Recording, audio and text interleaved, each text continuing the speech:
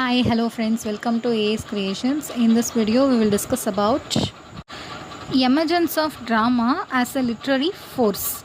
Before going to this video, please like, share and subscribe my channel. First வந்து பார்த்திங்கன்னா English ட்ராமான்றது modern ஏஜில் 2 கேட்டகரியாக வந்து divide ஆகிருக்கு.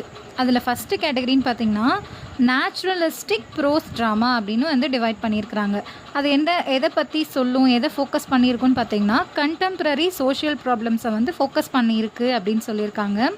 So இதில் வந்து ஷா அண்டு கால்ஸ்வொர்த்தி இவங்க 2 பேரும் தான் அதாவது ஒரு சீஃபான exponents of realistic prose drama அப்படின்னு சொல்கிறாங்க. இவங்க 2 பேரும் தான் வந்து ஒரு சீஃப் எக்ஸ்போனன்ட்ஸ்னு சொல்லியிருக்காங்க.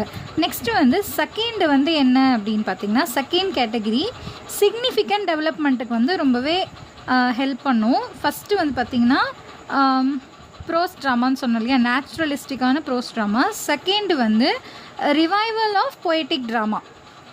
ஸோ இது வந்து எதை பற்றி சொல்லணும்னா efforts of the major Victorian poets, அவங்களுடைய எஃபர்ட்ஸ் என்னென்ன அப்படின்னு சொல்லணும்.